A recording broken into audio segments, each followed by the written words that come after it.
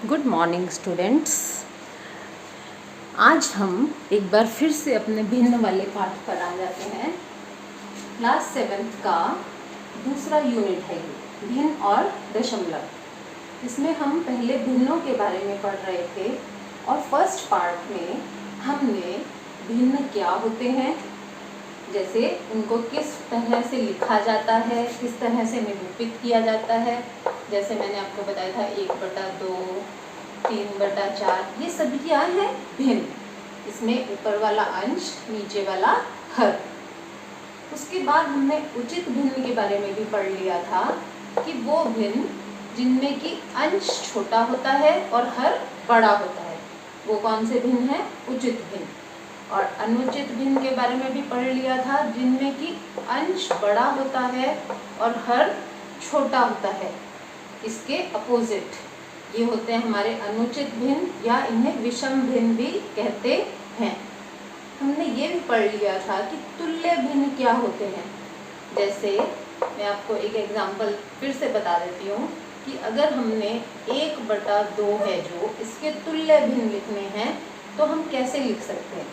जैसे 1/2 लिखा, ऊपर और नीचे हम इसकी अगर मान लो एक ही अंक से गुणा कर रहे हैं, जैसे अगर मैं 2 से गुणा कर रही हूँ तो ऊपर हो गया 2 और नीचे 2 दूनी 4, तो ये 2/4 जो है 1/2 का तुल्य भिन्न है। इस तरह आप एक क्वेश्चन करेंगे, आप अपनी अपनी कॉपी में 3/5 के तुल्य भिन्न लिखें। आप अपनी कॉपी में 3/5 के तुल्य भिन्न लिखें, जिससे कि आपको इसकी प्रैक्टिस हो जाए और आपको ये कॉन्सेप्ट समझ में आ जाए और हम आगे बढ़ सकें। और अब हम आगे चलते हैं। अगला टॉपिक जो हम करेंगे इसमें वो है हमारा कि भिन्नों में हम कैसे पता लगाएं कि कौन सी भिन्न संख्या जो है वो बड़ी है और कौन सी छोटी है। कौन सी भिन्न संख्या हमारी बड़ी है और कौन सी छोटी है, यानी कि हम भिन्नों में किस प्रकार ये पता लगा सकते हैं कि कौन सा भिन्न बड़ा है। जैसे मैं यहाँ पर 2 भिन्न संख्याएं लिख रही हूँ, 1/2 और 1/4। तो अगर आपसे पूछा जाए कि इन दोनों भिन्नों में से कौन सा भिन्न बड़ा है, तो आप कैसे करेंगे। या फिर 1/4 और 3/4, इनमें से कौन सा भिन्न बड़ा है। इसे करने के लिए हम क्या करते हैं कि अगर मान लो किसी भिन्न में हर समान है, जैसे यहाँ पर दोनों भिन्नों में 1/4 और 3/4 में हर क्या है, समान है, दोनों में हर क्या है, 4, तो हमारे लिए आसान है। जिसमें हर समान हो, कैसा हो, हर समान हो, उसमें हमें ज़्यादा मुश्किल नहीं है ये पता लगाने में कि कौन सी भिन्न बड़ी है। जैसे इसमें समान है तो हमने सिर्फ यही देखना है कि अंश किसका बड़ा है। अब आप देख सकते हैं कि अंश जो है 3/4 वाली जो भिन्न है हमारी, इसमें अंश भी बड़ा है, तो ये भिन्न हमारी बड़ी है। अगर हम भिन्नों की तुलना करें तो हमारा टॉपिक क्या हो गया आज का, कि भिन्नों की तुलना। अगर हम इनकी तुलना करें, यानी कौन सी भिन्न बड़ी है, कौन सी भिन्न छोटी है, तो दोबारा एक बार समझ लें इसको। जब अंश समान होंगे तो हमने हर समान होंगे तो हमने सिर्फ यही देखना है कि किस भिन्न में अंश बड़ा है। जिस भिन्न का अंश बड़ा होगा वो भिन्न भी बड़ी होगी।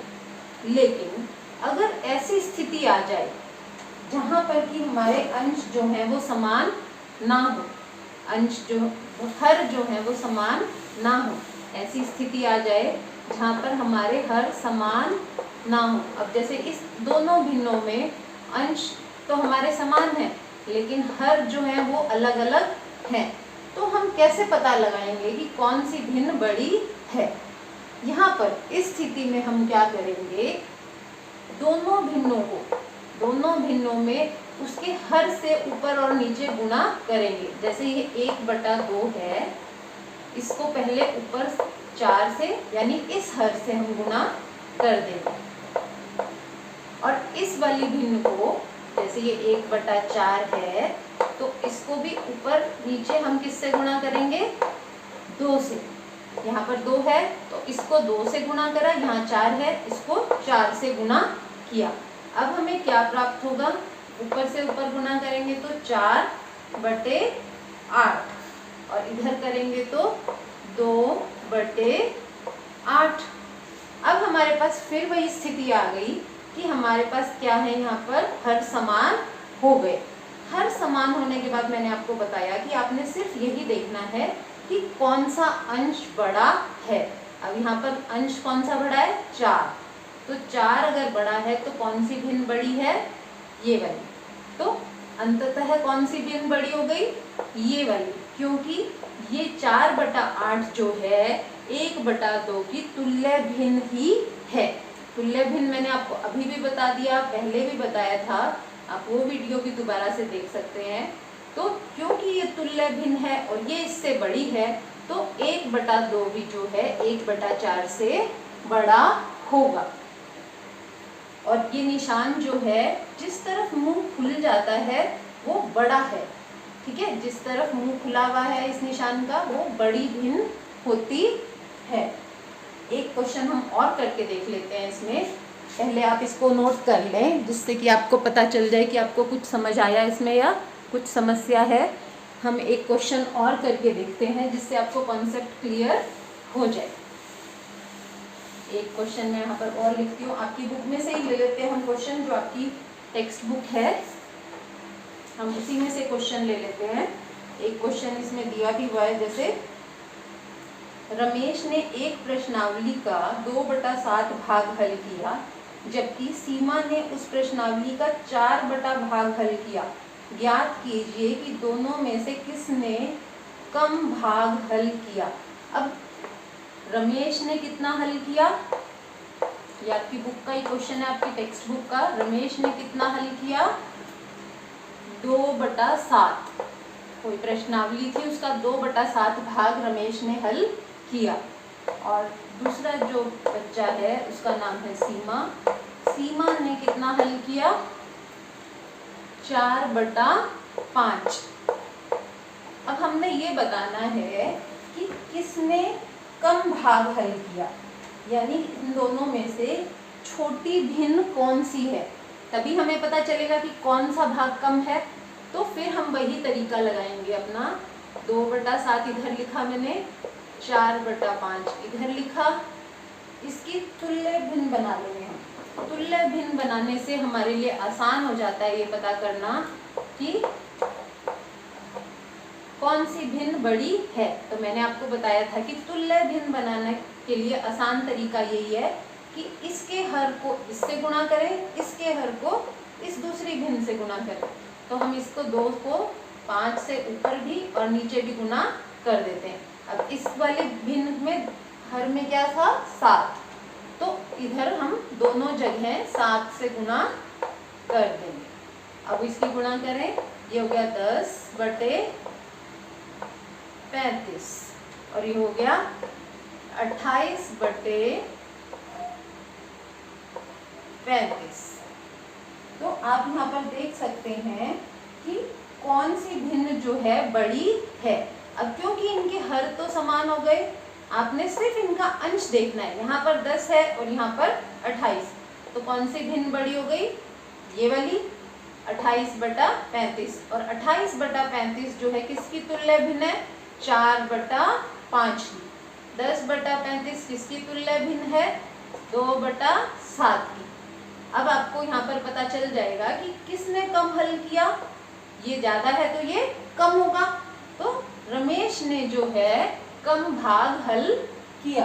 इसका उत्तर क्या आएगा? रमेश ने सीमा से कम काम किया, उसने कम भाग हल किया।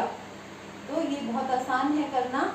इस तरह से आप भिन्नों की तुलना कर सकते हैं। ये तुलना करने से आपको एक प्रश्न और भी इसमें क्लियर हो जाएगा। अगर आपको भिन्नों को आरोही या अवरोही क्रम में लिखना हो तो वहाँ पे भी आपको ये मदद करेगा। इस टॉपिक को हम फिर करेंगे अगले पार्ट में। इससे पहले आप भिन्नों की जो तुलना है जो हमने आज टॉपिक किया उसी के कुछ प्रश्न भी नोट डाउन करें, जिससे कि आपकी टॉपिक की प्रैक्टिस हो सके। पहला प्रश्न इसमें लिखें 5/7 और 2/8, इन दोनों में आपने बताना है कि कौन सी भिन्न बड़ी है। दूसरा लिखें 2/5 और 5/2। तीसरा लिखें 4/3 1/4। ये 3 प्रश्न भी अगर आप प्रैक्टिस कर लेंगे तो आपको बहुत आसानी से ये पता चल जाएगा कि किस प्रकार हम ये ज्ञात कर सकते हैं कि कौन सी भिन्न बड़ी है। कल हम आरोही और अवरोही क्रम के बारे में पढ़ेंगे। उससे पहले आप जितना भी मैंने पढ़ाया है उसकी प्रैक्टिस करें, जिससे कि आपको अगला टॉपिक समझने में आसानी हो। Thank you.